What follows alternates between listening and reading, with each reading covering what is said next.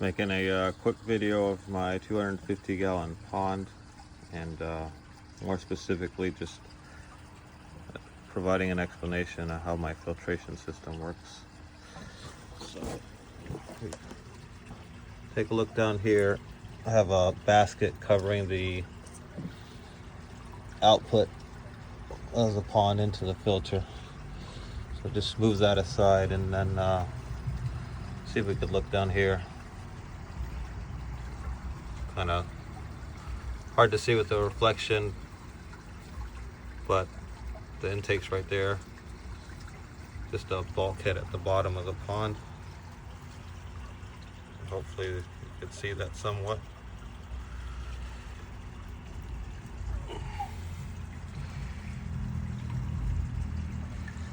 We got a eastern longneck, or a Australian snakefin turtle right here.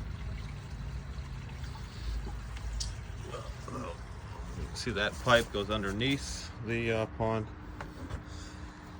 and then into this mechanical filtration, which consists of a 15-gallon drum. Out of the very bottom of this, you see right there, that's where it connects from the pond. And then we have two large filter pads, which I purchased from Amazon. This first one, I want to say it's 20 parts per inch. So you can see the holes here. So there's like 20 for every square inch. And then the second layer is 30, so it's more denser. So particles will get caught in here, and then it goes into finer particles here for any of the or finer filter pad for anything that's still getting through the first one. And then on the back side of this, we have a pump at the bottom. Might be hard to see that, but I want to say it's a 700 gallon per hour pump. And then this PVC pipe. So the water's pumped up into the top of this 35-gallon drum, and you can see it actually channels it all the way to the very bottom via this elbow here. So it goes down to the bottom. I have this like kind of manifold to elevate everything, and then the lid of this, which you can see I cut out, I actually fit it on the bottom here with a whole bunch of holes so water can pass through. And I have these large pieces of lava rock that are like 4 to 6 inches as one layer, and then regular sized lava rocks, it's another layer. So you can see like just like the manifolds like right here, and then the first layer of large lava rocks, and then regular lava rocks, and then river rocks, and then pea gravel, and then I have sand on the very top, as you can see here. And then from there, the water is channeled out of the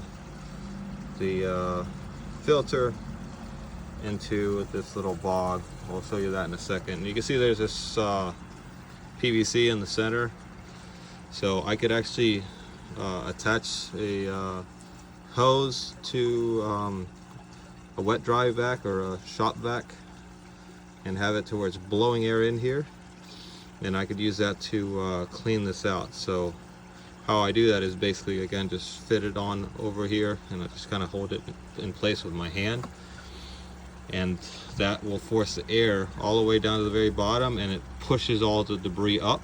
So you can see this will get really dirty when I do that.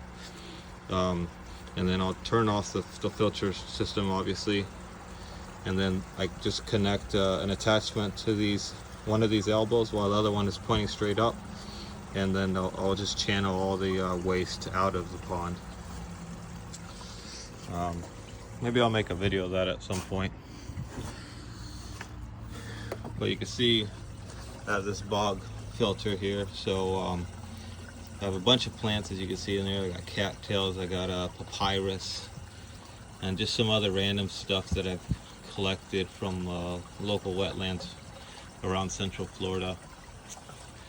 Looks like I got a little lizard hanging out here, brown antelope. See that? And it has 2 intakes. See that here? So the water is just channeling out of this little bog and then out into the pond.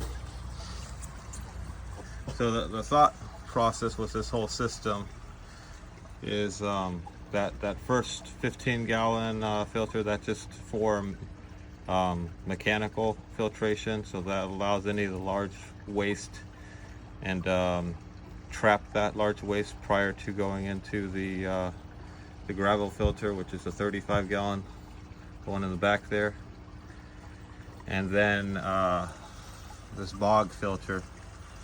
So it's in theory a complete filtration setup. So I use a mechanical or the first stage to trap any large particles. The second one, the 35-gallon, will allow the nitrification process. So will have beneficial bacteria, will break down ammonia, it will turn it into nitrate. And then there's a secondary type of bacteria which will consume nitrate and convert it to nitrate, and then the plants will consume the nitrate. Honestly speaking, I haven't done a lot of tests on this, but in theory this will help reduce the number of water changes I have to do. And again, you can see this all starts from the water exiting the pond via this drain that I have right there.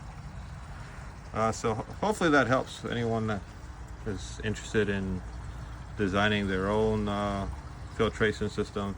I find it very convenient because I can make it exactly the way I want it, and I can only imagine how many thousands of dollars it would cost if I were to purchase something like this versus, you know, I might have spent, I don't know, a couple hundred or so on this. Anyways, hope that helps. If you guys have any questions, let me know.